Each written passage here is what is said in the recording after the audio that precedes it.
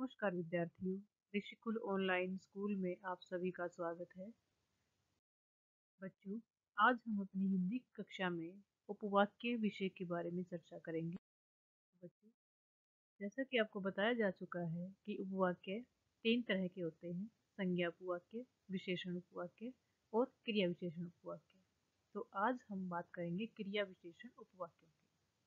बच्चों, प्रधान उपवाक्य की क्रिया की विशेषता बताने वाले उपवाक्यों को क्रिया विशेषण उपवाक्य कहते हैं। जैसे जब मैं जागता हूँ तब टहलने जाता हूँ। तो यहाँ पर विशेषता बताई गई है कि जब वह जागता है तभी टहलने जाता है, तो उसकी क्रिया की विशेषता है। जैसे ही अलार्म बजा वैसे ही वह उठ बैठा। जहाँ साफ सफाई होती है वहाँ ईश्वर का वास होता है। तो बच्चों, इस वाक्य में भी क्रिया की विशेषता बताई गई है। आगे देखिए बच्चों, क्रिया विशेषण उपवाक्य के 5 भेद होते हैं।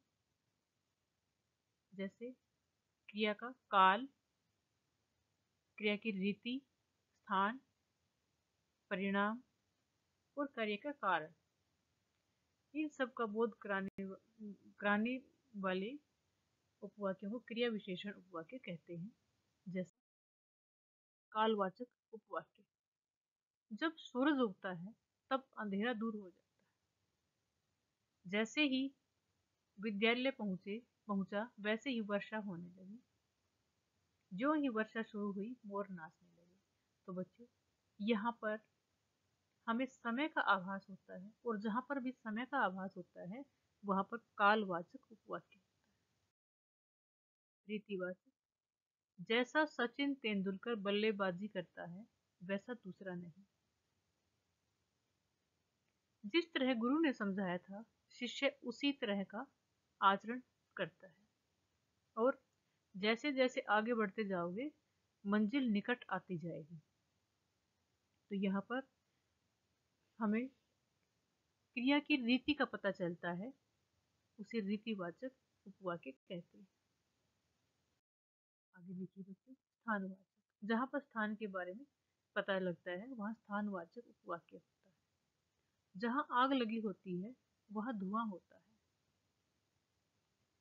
जहाँ संत निवास करते हैं वहाँ स्वर्ग तुल्य होता है। तो ये स्थान के बारे में बात की गई है।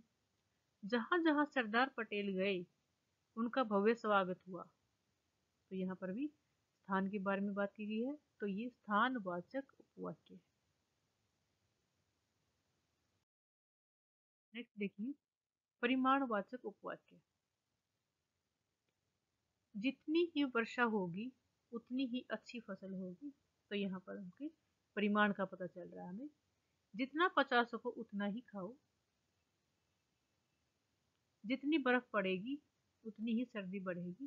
तो यहाँ पर हमें परिमाण के बारे में अंदाजा होता है, तो वहाँ पर परिमाणवाचक उपवाक्य होता है। और परिमाणवाचक उपवाक्य के कुछ और उदाहरण देखिए। यदि तुमने मन लगाकर पढ़ाई की होती तो यह दिन ना देखना पड़ता। वह आज इसलिए विद्यालय जाएगा क्योंकि आज पैसे बटे हैं। और नेक्स्ट देखिए, यदि कबूतर लालच न करते तो जाल में ना फंसते। तो बच्चों, इस प्रकार से हम क्रिया विशेषण उपवाक्य, क्रिया विशेषण आश्रित उपवाक्य को पहचान सकते हैं। उस क्रिया की जिसमें संज्ञा या सर्वनाम की क्रिया की विशेषता बताई होती है, और वह अगर स्थान के आधार पर है तो स्थान के बारे में बात करेंगे। अगर वह परिमाण के आधार पर है तो परिमाणवाचक, अगर वह रीति के आधार पर है तो रीतिवाचक। तो इस प्रकार से हम क्रिया विशेषण आश्रित उपवाक्य को पहचान सकते हैं।